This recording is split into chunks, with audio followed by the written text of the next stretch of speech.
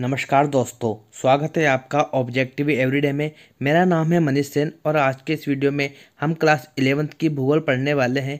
ये हमारा दूसरा चैप्टर पृथ्वी एक ग्रह के रूप में है। वीडियो में दिए गए सभी एमसीक्यूज बहुत ही ज़्यादा इंपॉर्टेंट है आपके आने वाले स्कूल लेक्चरर, यूपीएससी और अन्य प्रतियोगिता परीक्षाओं के लिए जिनकी आप तैयारी कर रहे हो। तो शुरू करते हैं दोस्तों आज के इस वीडियो को। हमारा पहला प्रश्न है, सूर्य से पृथ्वी की स्थिति है। हमारे ऑप्शन है चौथे स्थान पर, दूसरे स्थान पर, तीसरे स्थान पर या फिर पहले स्थान पर। तो हमारा राइट आंसर यहाँ पर हो जाता है ऑप्शन सी, तीसरे स्थान पर। क्योंकि दोस्तों सूर्य से जैसे ही हम ग्रहों की ओर बढ़ते हैं तो सबसे पहला ग्रह हमारा आता है बुध, उसके बाद आता है शुक्र और नंबर 3 पर आता है हमारी पृथ्वी। तो सूर्य से पृथ्वी का तीसरा स्थान है। बढ़ते हैं हमारे अगले प्रश्न की ओर। आंतरिक ग्रहों का सही स्थिति होती है। आंतरिक ग्रहों की सही स्थिति क्या होती है? बृहस्पति के पश्चात होती है, बृहस्पति से अरुण तक होती है, शनि से वरुण तक होती है या बुध से मंगल तक होती है। तो दोस्तों आंतरिक ग्रह क्या होते हैं? सूर्य से शुद्ध ग्रह के मध्य में जो ग्रह स्थित होते हैं उन्हें हम आंतरिक ग्रह कहते हैं, जिनमें हम बुध, शुक्र, पृथ्वी और मंगल को शामिल करते हैं। तो बुध से मंगल तक के जो ग्रह हैं वह आंतरिक ग्रहों के नाम से जाने जाते हैं। तो डी ऑप्शन हमारा बिल्कुल सही हो जाता है। हमारा तीसरा प्रश्न है, पृथ्वी का प्राकृतिक उपग्रह है। पृथ्वी का जो नेचुरल उपग्रह है, पृथ्वी का एकमात्र उपग्रह कौन सा है? ऑप्शन ए है हमारा चंद्रमा, option B Titan, option C Aryabhatta, option D Chandrayaan. तो सबको पता है पृथ्वी का एकमात्र उपग्रह है चंद्रमा।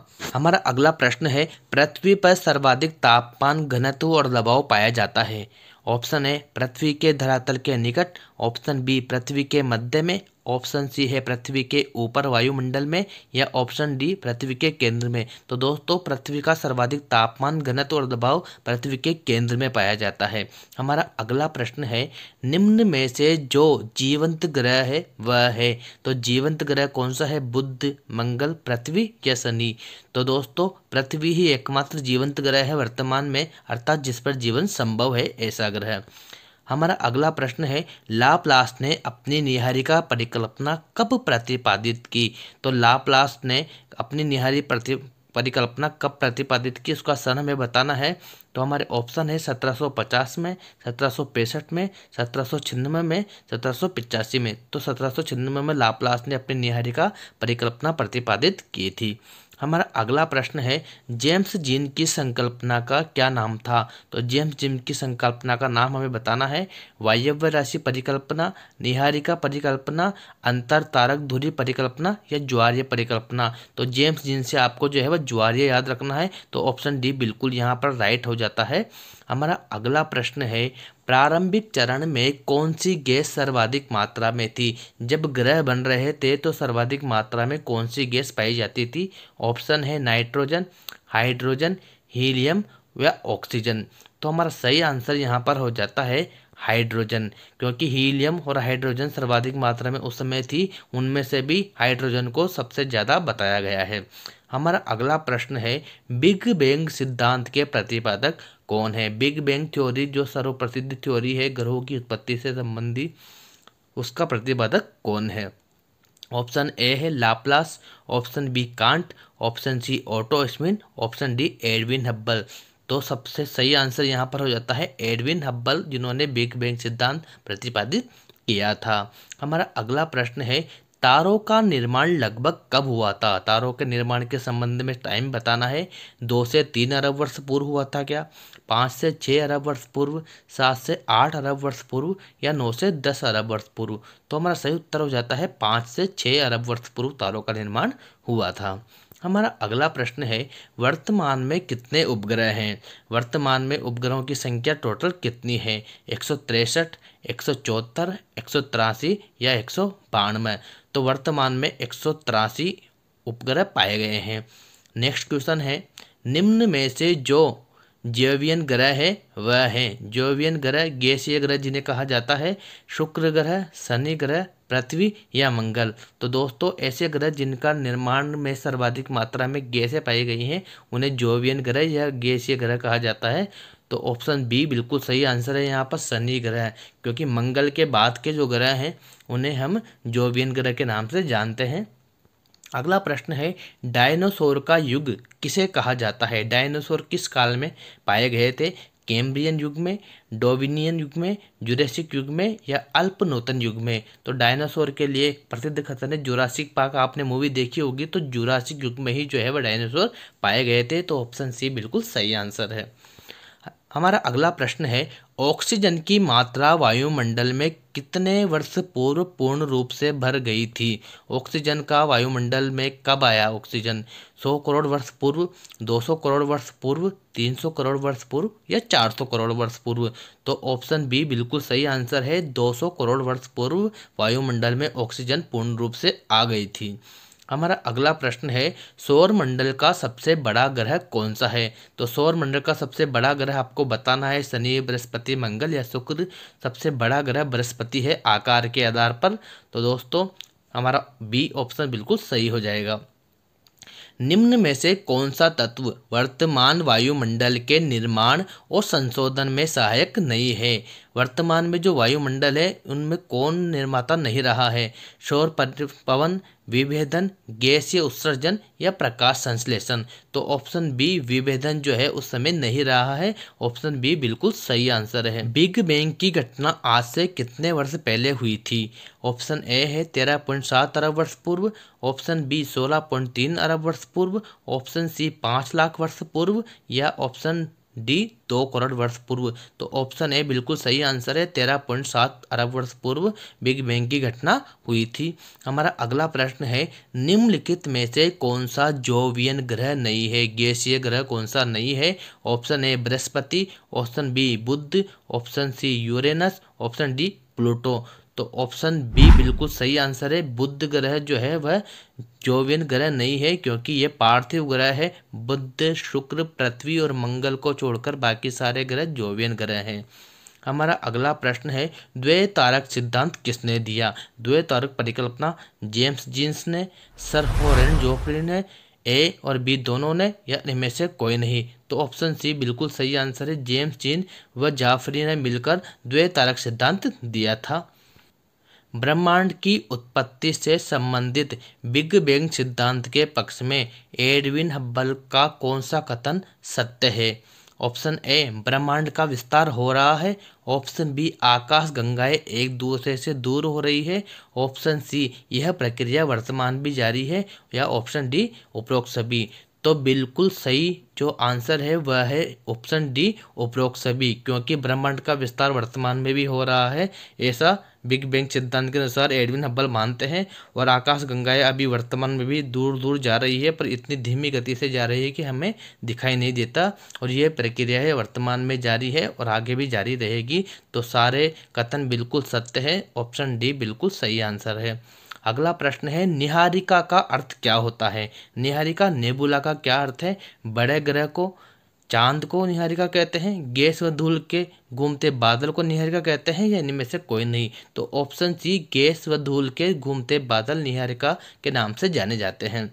अगला प्रश्न है, ब्रह्मांड की उत्पत्ति संबंधी स्थिर अवस्था संकल्पना किसने प्रस्तुत की? ऑप्शन है एडविन हब्बल ने, option B Hoyle, option C James Jeans या इनमें से कोई नहीं? तो ऑप्शन बी हॉयल ने यह सिद्धांत प्रस्तुत किया था। अगला प्रश्न है, क्षुद्र ग्रह का अर्थ क्या होता है? क्षुद्र ग्रह किन्हें कहते हैं? ऑप्शन ए पार्थिव ग्रह को क्षुद्र ग्रह कहते हैं क्या? ऑप्शन बी जोवियन ग्रह को, ऑप्शन सी बाह्य ग्रह तथा पार्थिव ग्रह के बीच में लाखों छोटे पिंडों की एक पट्टी या इनमें से कोई नहीं? तो दोस्तों हमारे पार्थिव ग्रह और गैसीय ग्रहों के बीच में एक पतली ग्रहों की छोटे छोटे टुकड़ों की एक पट्टी है, उन्हें हम क्षुद्र ग्रह के नाम से जानते हैं। तो ऑप्शन सी बिल्कुल सही आंसर है। अगला प्रश्न है, जोवियन ग्रहों पर हाइड्रोजन तथा हीलियम गैसों के बने रहने का प्रमुख कारण क्या है? जो जोवियन ग्रह हैं, जो गैसीय ग्रह हैं, उनमें हाइड्रोजन व हीलियम गैस क्यों रही उसके बारे में बताना है। प्रकृति के बारे में कारण, गुरुत्वाकर्षण के कारण, दूरी के कारण या इनमें से कोई नहीं?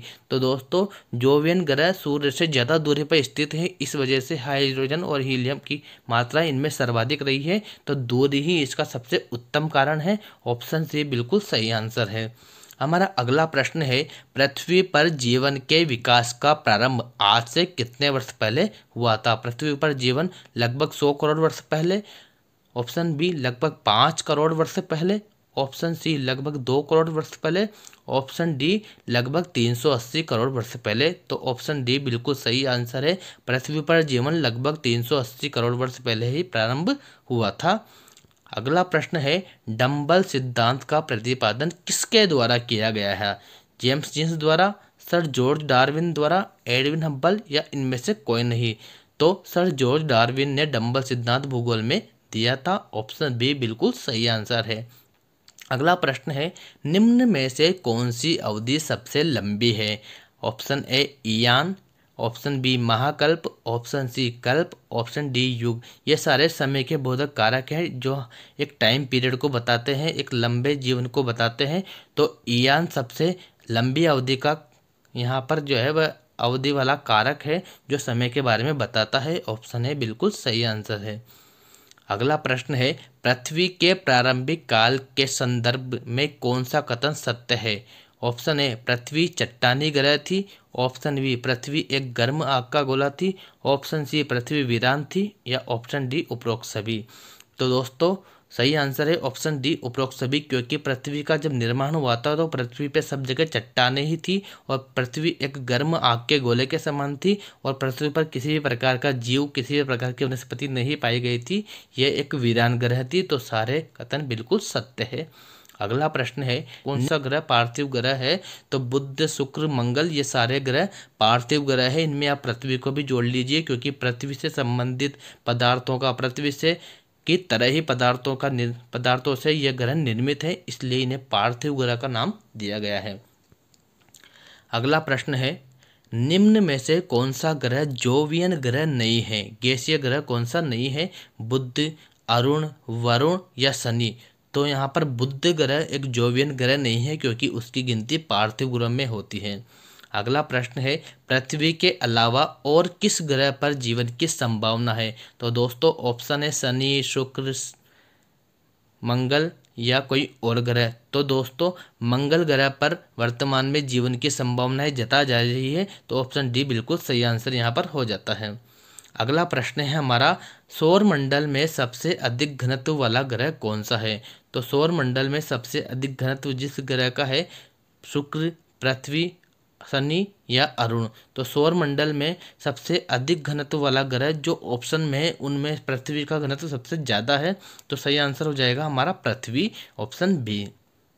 सूर्य का प्रकाश पृथ्वी पर कितने समय में पहुंचता है? सूर्य का प्रकाश जब वहां से निकलता है तो पृथ्वी पर पहुंचने में उसे कितना टाइम लगता है? 2 मिनट, 10 मिनट, 30 मिनट या फिर 8.311 मिनट? तो हमारा सही आंसर है ऑप्शन डी, 8.311 मिनट उसको लगता है। हमारा अगला प्रश्न है, बोना ग्रह किसे कहा जाता है? बोना ग्रह मंगल, पृथ्वी, प्लूटो या इनमें से कोई नहीं? तो सही आंसर है हमारा प्लूटो ग्रह, जो कि लुप्त हो गया है, जिन्हें अब ग्रह नहीं माना जाता। प्लूटो को बोना ग्रह भी कहा जाता था और वर्तमान में प्लूटो है, पर उसे ग्रह की संज्ञा नहीं दी गई है। हमारा अगला प्रश्न है, बिग बैंग सिद्धांत के संदर्भ में निम्न में से कौन सा कथन सत्य है? ऑप्शन ए, आज ब्रह्मांड जिन पदार्थों से बना है वह सभी एकाकी परमाणु के रूप में थे। ऑप्शन बी, परमाणु में विस्फोट हुआ। ऑप्शन सी, विस्फोट के 2 दिन बाद ब्रह्मांड का विस्तार हुआ। ऑप्शन डी, ए और बी दोनों। ऑप्शन डी बिल्कुल सही आंसर है, अर्थात ए और बी कथन बिल्कुल सही है। आज ब्रह्मांड जिन पदार्थों से बना है वह सभी एकाक परमाणु के रूप में पहले स्थित थे। ऑप्शन बी, परमाणु में विस्फोट हुआ जिनके कारण वर्तमान स्थिति में हमारा अंतरिक्ष आया।